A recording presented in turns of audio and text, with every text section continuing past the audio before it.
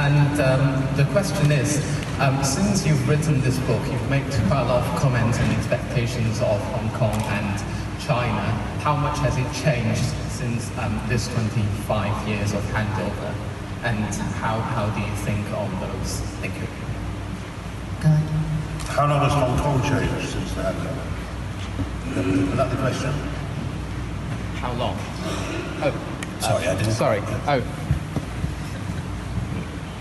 So you've made quite a lot of impressions and views of Hong Kong since you've written this book. Yeah. And how much of it has changed, and how much of it still remains as well? The main part of the book is my diary when I was there, which I'm giving to the Bodleian Library in Oxford. My wife has written a diary as well, which is terrific. They're both better than mine, but don't tell her that. But we're giving the diaries to the Bodleian. And my own diary was probably 4 times as long as the edited version. And it tells very detailed the story of all the comings and goings and political arguments we were having with China from 1992 to 97. And then at the end I've written a chapter saying what I think's happened since 1997. I haven't been able to go back since 2017. And when I told them the other day I was going to another Asian country, they said to me, have they got an extradition treaty with China? I don't know, so they said, you better check first. So I haven't been back since 2017 when I spoke to a big meeting of students and tried to explain to them why I would always be in favour and support greater democracy in Hong Kong, but couldn't support the move for independence because I hadn't been part of that. And that hadn't been possible for us to deliver because part of Hong Kong was held on a lease, of course. But what's happened in Hong Kong, as I said in my remarks, is that it's had a lot of the life squeezed out of it by a pretty brutal regime. Yeah. So first of all, thank you, Bob Patton, for your consistent contribution to Hong Kong. And my question is, because Hong Kong is undergoing a very depressing page right now, being under China's control. So I'd like to ask if you have any advice or any words to address to people who are currently unable to leave Hong Kong, that this depressing page would go away one day, and like how we could stay hopeful in such a difficult situation. Thank you. Well, the most difficult question I ever have to answer these days, and it's puts me quite a lot, is from people, not least at Oxford, where I'm the Chancellor, Hong Kong students who say to me, should we go back to Hong Kong when we finish our degree? Should we go back to Hong Kong? How can we behave? Or should we stay in Britain? Or should we go to Canada or Australia? It's an incredibly difficult question for me to answer because I'm always worried that people will take what I'm saying as a prediction of what's actually going to happen, and I just don't know. I'm also aware of the fact that I'm sometimes in danger of asking other people to be braver than I would be. So I think if you live in Hong Kong now, you have to accept to some extent that the situation is going to be very different from the situation that you left. But for how long that's going to be the case, I don't know. One, I guess, indication of whether there's been change in Hong Kong will be when we see people who've been in exile here making a fantastic contribution to Britain, as Ben said, going back to Hong Kong. In the meantime, I'm sure it comes as a great relief to all of you to know that if Mr. Lee has to leave Hong Kong at any point, his wife and children all have British passports. Carrie Lamb's husband and sons all had British passports. And you ask yourself, if they're so confident about Chinese communist rule, why are they keeping British passports? Yes. Why? Yeah. Okay. First of all, I think I should start with a praise before I ask my question. Thank you, Lord Patton, for what you've done for Hong Kong people. Your organization, together with BAN, all your people have done a lot for Hong Kongers. My question is really asking your wisdom in looking into your crystal ball. There is a theory going on at the moment, which I have some vested interest as well. The way forward seems to be for Hong Kong people to be able to select a body which can represent the peoples of Hong Kong. In a way, it's almost like selecting a parliament outside Hong Kong, because how we know the parliament in Hong Kong is dysfunctional, it's not representing the people. So I'm asking your wisdom here by looking into a crystal ball. What is the prospect of having an organization like this called the Hong Kong Parliament, which will represent and present a unified voice for the people of Hong Kong? Which will represent the people of Hong Kong, and also along that route, perhaps running for an independent state of Hong Kong. If I can just answer that point briefly, one of the reasons why I argued in 2016 and 2017 against the independence movement was I thought it was playing into the hands of the thugs and hardliners in the United Front and in the Communist Party.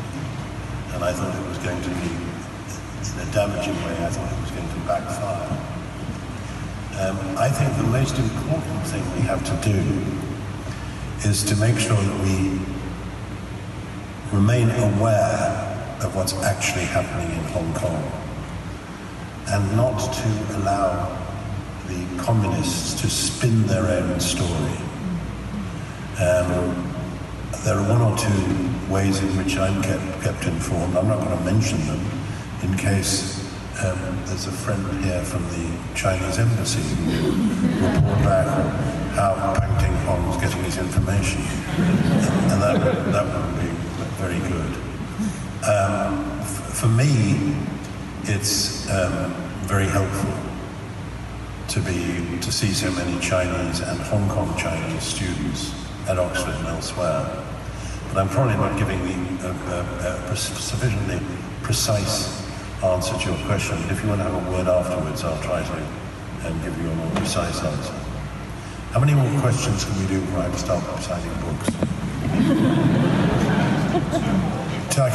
Let's do two more, and then we get on with the really hard work of the evening. And you'll find I can just about do joined-up writing. It's joined-up thinking is my problem. Okay, good evening, everyone, especially our beloved Fei Pang. I hope that you don't find it offensive, okay? It's a show of intimacy. Okay, this is a controversial issue. It's about asking this on behalf of the students who are going to the university in the coming years. Many of them have to pay for the overseas fees. Yeah, I agree. And, for example, my son will go back to study in Hong Kong because of the overseas fees. I felt very insecure, I'm worried, but he has to go although he did a very good grade at school. So I'm talking about this, there's no conflict of interest because we have decided that he has to go back. So I'm asking this for all the students who are coming and who are facing this difficulty. Thank you very much. What two or three of us have done, I think David Alton's another one, is we've just written to the Foreign Secretary and the Education Secretary, arguing that Hong Kong students here should be treated in the same way as Ukrainian students, and should simply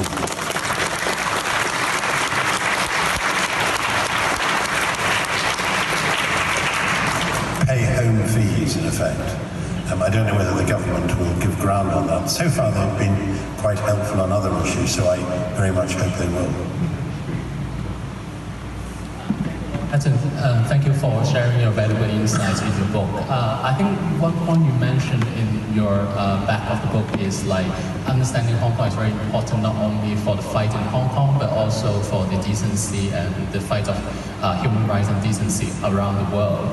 And one thing I kind of want your insights about as a last chancellor, as the last governor, as well as the chancellor of Oxford, what do you think about Hong Kong as an oddball in the whole colonial history? What we can contribute to the kind of decolonization agenda in academic, in higher education? The history of Hong Kong as a colony and as part of the British Empire is different from anywhere else because, unfortunately, because of the lease, we were never preparing Hong Kong for independence. In Singapore or Malaysia, for example, we put together a package of constitutional arrangements, judges in wigs, rule of law, bicameral legislature, freedom of press, Bill of Rights and so on, and you put them all onto the launching pad and you lit the blue touch paper and blasted the whole thing off into outer space and hoped it went into orbit as an independent and successful country. With Hong Kong, because of the lease, we couldn't do that.